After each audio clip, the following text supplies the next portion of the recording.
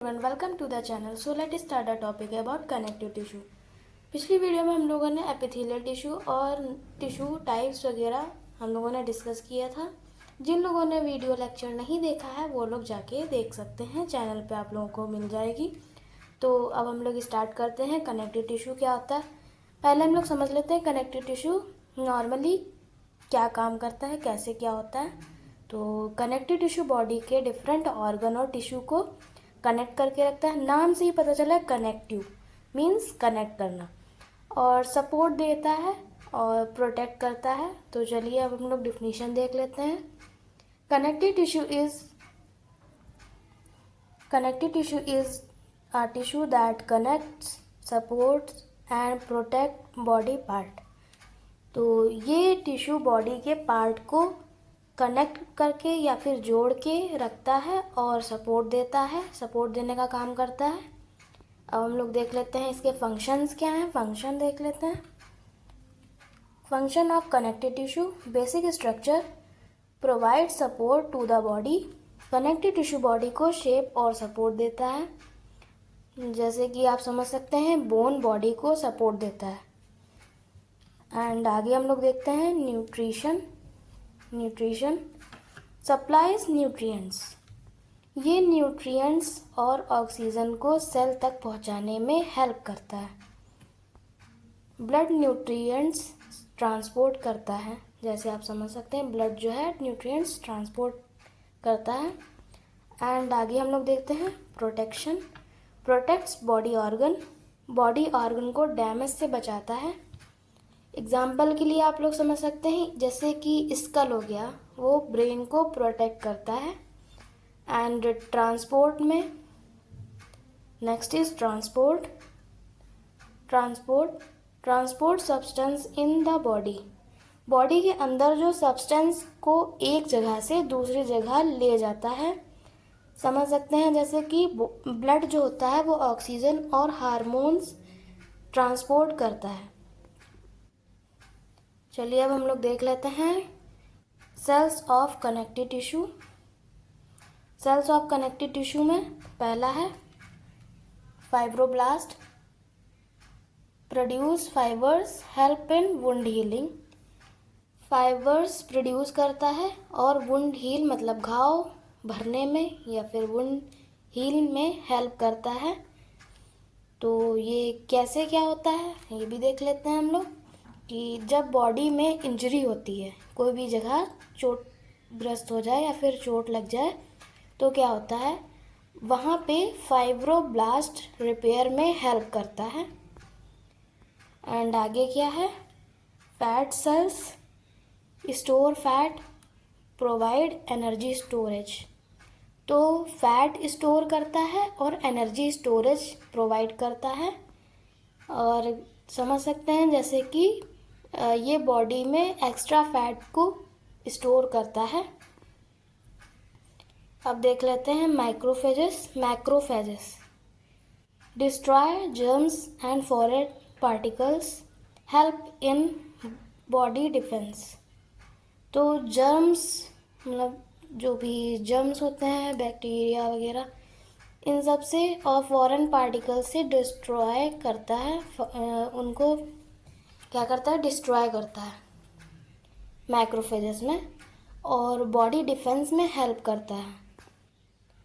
ये बॉडी के सोल्जर की तरह काम करता है, बॉडी के अंदर जो सोल्जर होते हैं उसकी तरह काम करता है। एंड हम लोग देख लेते हैं WBC, जिसे हम कहते हैं white blood cell, fight against infection से फाइट करता है। WBC बॉडी को डिसीज़ से बचाता है, जैसे कोई भी डिसीज़ हो जाए तो उससे क्या होता है, बचाने का काम करता है, जिसे हम वाइट ब्लड सेल या WBC कहते हैं।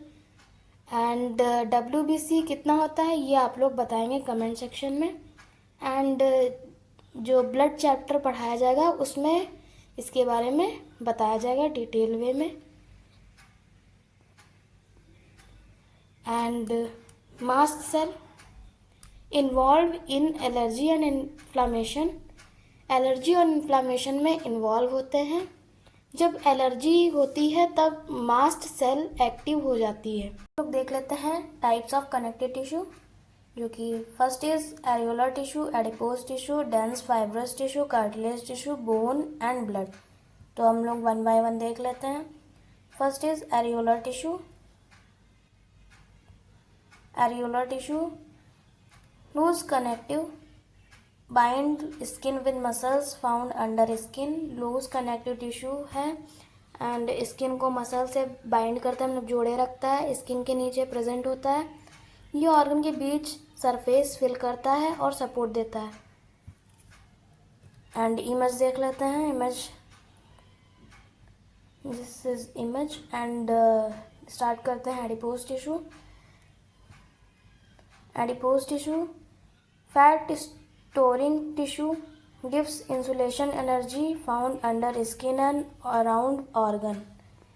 तो ये फैट स्टोर करता है और बॉडी को इंसुलेशन देता है, एनर्जी रिवर्स का काम करता है। ये बॉडी को वार्म रखने में हेल्प करता है, गर्म रखने में हेल्प करता है। एंड दिस इज इमेज, ये इमेज है। एंड स्टार्ट करते हैं।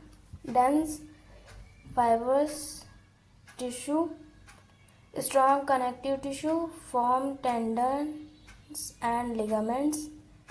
तो ये फाइबर्स ज़्यादा होते हैं इसमें एंड स्ट्रॉन्ग कनेक्टिव टिश्यू होता है। टेंडन क्या होता है? टेंडन मीन्स मसल को बॉडी के कनेक्ट करता है, बॉडी में कनेक्ट करता है। एंड लिगामेंट बोन से कनेक्ट करता है। हम लोग आगे देखते हैं क्या है।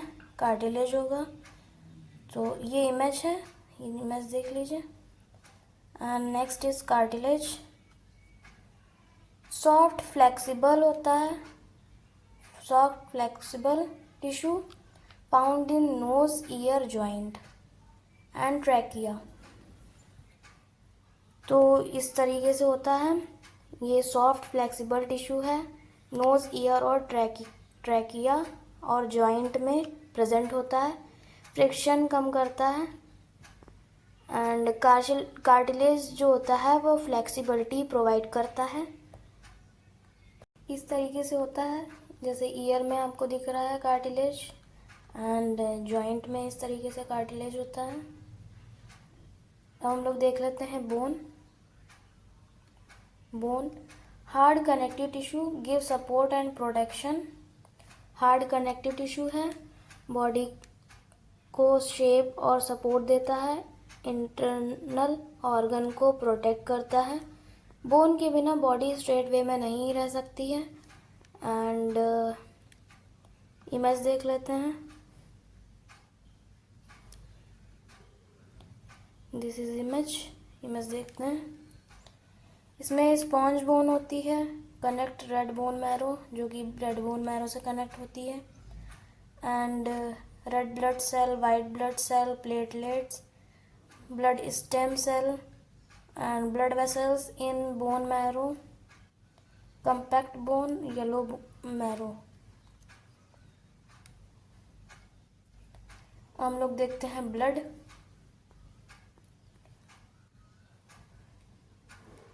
Fluid connective tissue transport oxygen and nutrients. Fluid connective tissue है, ऑक्सीजन और न्यूट्रिएंट्स ट्रांसपोर्ट करता है, वेस्ट प्रोडक्ट रिमूव करता है। ब्लड बॉडी का ट्रांसपोर्ट सिस्टम है। तो इमेज देख लेते हैं। जैसे कि दिख रहा है, red blood cell, white blood cell, blood vessels, plasma, platelets. हम लोग शॉर्ट रिवीजन कर लेते हैं। कनेक्टिव टिश्यू बॉडी को कनेक्ट, सपोर्ट, प्रोटेक्ट और ट्रांसपोर्ट में हेल्प करता है। इसमें टाइप्स क्या हैं? एरियोलर टिश्यू हम लोगों ने पढ़ा, एडिपोज टिश्यू पढ़ा, dense fibrous tissue, cartilage and bone and blood हम लोगों ने पढ़ा। तो आई होप आप लोगों को टिश्यू इजी वे में समझ में आ गया होगा। वीडियो हेल्पफुल लगी हो तो लाइक शेयर सब्सक्राइब ज़रूर करिएगा। And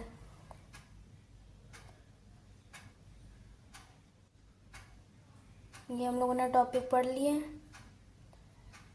thanks for watching the video.